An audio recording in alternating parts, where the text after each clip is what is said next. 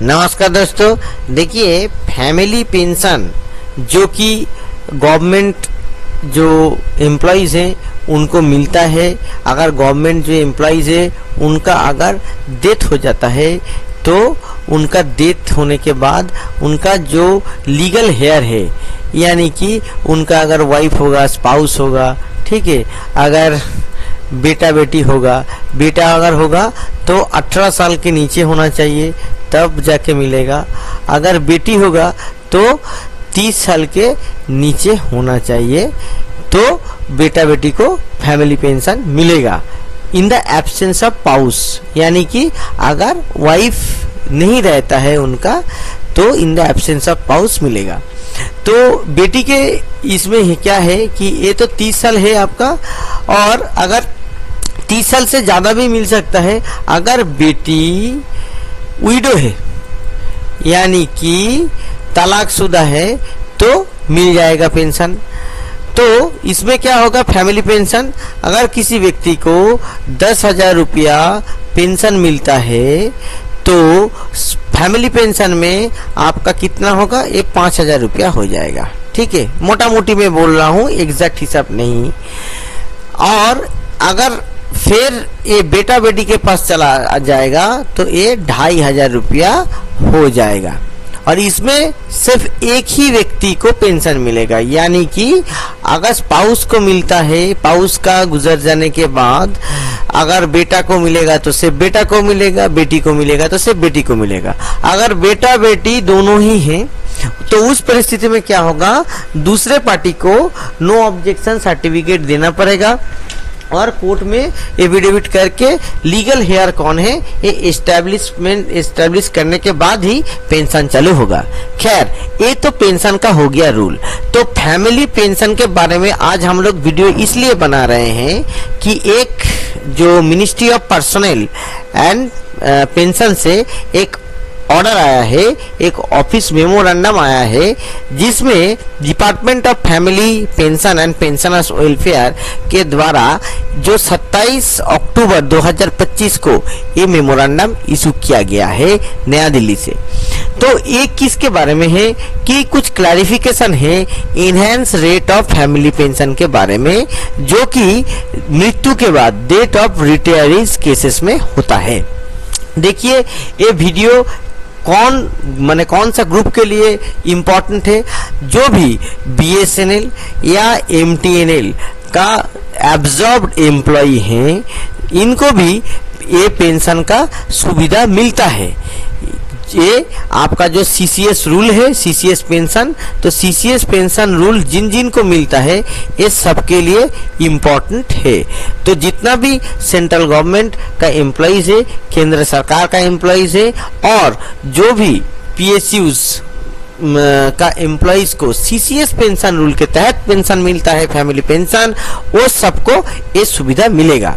अब सुविधा क्या है इसके बारे में हम लोग डिस्कस करेंगे। देखिए, ये चिट्ठी आया क्यों, क्योंकि बहुत सारे लोग जाके इस बारे में कि enhance rate of family pension के बारे में RTI कर रहा था, तो डिपार्टमेंट में सोचा कि हम लोग खुद ही इसका डिस्क्लोजर डाल देते हैं तो बार बार RTI का रिप्लाई नहीं देना पड़ेगा।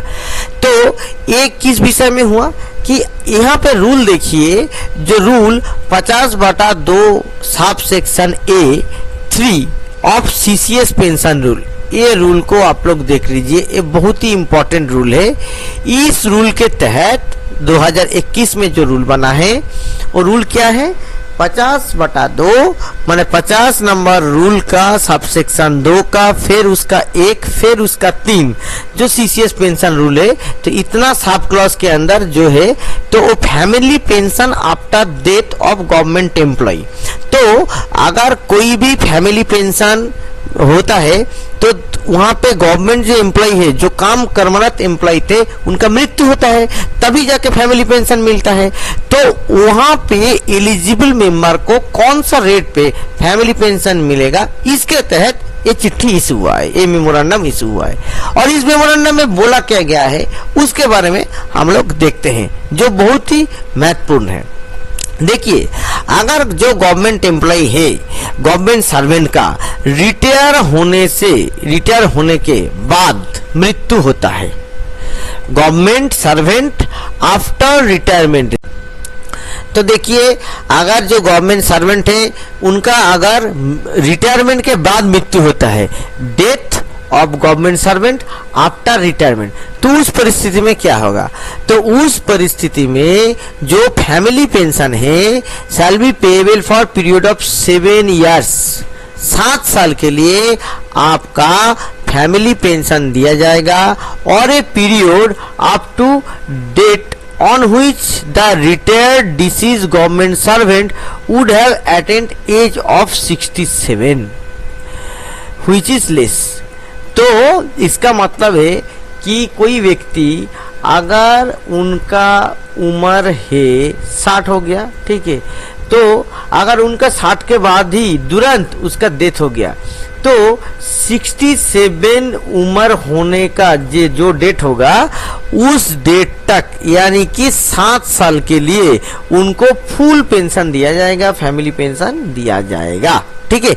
अभी इसमें क्या है, इसमें है कि सोचिए कोई 62 साल में अगर किसी का मृत्यु हुआ है तो उसका परिस्थिति, उसका क्या 7 साल होगा? नहीं, उनका 5 साल होगा, किंतु 67 एज जब तक होता था वो पहले तो 2 साल गुजर चुके हैं, तो उनको 5 साल आपका फुल फैमिली पेंशन का सुविधा मिलेगा। ये आपका है। तो अगर बिफोर अटेन एज ऑफ 60 अगर होता है तो देखिए, तो यहाँ पे क्या होगा, हम लोग एक केस स्टडी देखते हैं कि किसी का 58 में देहांत हो गया, मृत्यु हो गया, तो उनका फैमिली पेंशन क्या होगा? उनका फैमिली पेंशन, यहाँ पे रूल क्या बोल रहा है? रूल बोल रहा है जब तक 67 उम्र नहीं होता है तब तक, नहीं तो 7 साल के लिए। तो 67 उम्र होने में यहाँ पे कितना 9 साल लग जाएगा, और 7 साल के लिए अगर होगा तो 9 साल और 7 साल में ज्यादा कितना है, कम किसका है? 7 साल का है। तो यहाँ पे 7 साल के लिए आपका फुल फैमिली पेंशन मिलेगा। तो अगर किसी का मृत्यु होता है बिफोर रिटायरमेंट, ठीक है, तो बिफोर रिटायरमेंट अगर किसी का मृत्यु होता है तो आप मोटा मोटी मान के चलिए कि 7 साल के लिए, 7 ईयर्स के लिए उनको फुल फैमिली पेंशन हो गया। अगर आफ्टर होता है रिटायरमेंट के बाद, तो अटेनिंग एज 67 होने के लिए जितना होगा तब तक, ठीक है। इस हिसाब अगर आप लोग देखेंगे तो इसी हिसाब में सब आ जाएगा, ठीक है। ये दोनों ही आपका केस हो सकता है कि एम्प्लॉय का मृत्यु बिफोर रिटायरमेंट होगा, नहीं तो आफ्टर रिटायरमेंट होगा। बिफोर रिटायरमेंट होगा तो 7 साल के लिए, आफ्टर रिटायरमेंट होगा तो 67 उम्र होने तक जितना टाइम था उस टाइम का के लिए मिलेगा, ठीक है। अब हम लोग आगे बढ़ते हैं किस परिस्थिति में, कि जो केसेस में रिटायरमेंट एज 60 से ज्यादा है, जैसे कि सेंट्रल हेल्थ सर्विस जहाँ पे 65 उम्र है रिटायरमेंट का, तो अगर किसी अनफॉर्चुनेटली 67 ईयर्स में देहांत हो जाता है, तो उस परिस्थिति में ये जो rule 50 sub clause 2, sub clause A, sub clause 3 ये एप्लीकेबल कैसे होगा? Whether the retirement age is 60 or 65, in such cases enhanced family pension is payable for period of 7 years। तो 7 साल के लिए पेंशन मिलेगा for a period up to date of which retired employee deceased, government employee deceased or attain age of 67 who have survived which is less। देखिए यहाँ पे भी आपका 67 उम्र बोला गया है, यानी कि अगर 67 उम्र आपका हो गया, ठीक है, तो 67 उम्र में किसी का देहांत हो गया तो आपको कौन सा फैमिली पेंशन मिलेगा? आपको एनहांस फैमिली पेंशन तब नहीं मिल सकता, क्योंकि आपका तो उम्र हो गया है ना 67। तो आपको अगर 60 या 65 है तो आपको 67 उम्र तक मिलेगा, नहीं तो आपको 7 ईयर्स तक मिलेगा, जो मैंने पहले बताया उस हिसाब से। तो दोस्तों ये किसके लिए लागू होगा? देखिए जितना भी बीएसएनएल और एमटीएनएल का रिटायर एब्जॉर्ब कर्मचारी हैं ये सबके लिए लागू होगा। अगर जो डॉट से ऑब्जर्व हुए हैं, अगर कोई रिटायर्ड हो रहे हैं, तो अगर किसी का देहांत हो गया, डेथ हो गया, ठीक है, तो तो वो सबके लिए ये चीज लागू होगा, आपका ये इनहेंस फैमिली पेंशन। और ये इनहेंस फैमिली देखिए, और यहाँ पे इनहेंस फैमिली पेंशन का मतलब क्या है? पेंशन देखिए, आपका मैंने जो बात बोला कि ये अगर आपका पेंशन है तो पेंशन क्या होता है कि देखिए, कम्यूटेशन का हिसाब मैं नहीं बोल रहा हूँ। अगर आपका लास्ट डाउन सैलरी जो जीपीएफ जो लोग होल्डर हैं वो लोगों का क्या होता है कि लास्ट 18 मंथ का सैलरी का एवरेज लिया जाता है, ठीक है, 18 मंथ्स का, ठीक है, 18 मंथ्स का सैलरी का जो एवरेज होता है, तो वो सैलरी के कंपोनेंट क्या है? एक है आपका बेसिक, दूसरा है आपका डीए। ये दोनों मिला के जितना होगा लास्ट 18 मंथ्स का एवरेज, उसका आपका आधा मिलेगा, यानी कि डिवाइडेड बाई 2। अगर सोचिए किसी का बेसिक प्लस डीए का लास्ट 18 महीने का एवरेज 50,000 रुपया है, तो उनको यानी कि 25,000 रुपया उनको पेंशन मिलेगा हर महीना, ठीक है। ये कम्यूटेशन का मैं पहले बोल रहा हूं। अगर यहाँ पे कम्यूटेशन होता है, कम्यूटेशन अगर होता है तो उस हिसाब से आपका पेंशन कम हो जाएगा और वन टाइम आपको पैसा मिल जाएगा। तो इस परिस्थिति में अगर इनहेंस फैमिली पेंशन क्या होगा कि यहाँ पे फिर अगर वही व्यक्ति का डेथ हो गया, ठीक है, तो कितना मिलेगा? 12,500 रुपया फैमिली पेंशन आपका होगा, स्पाउस को मिलेगा। तो ये 12,500 ना मिलके 7 साल तक, यानी कि अगर उनका 60 में डेथ हो गया है तो 7 साल तक उनको 25,000 मिलते रहेगा। 7 साल के बाद उनको क्या होगा? उनको वही 12,500 रुपया मिलेगा। अभी 7 साल बाद क्या होगा?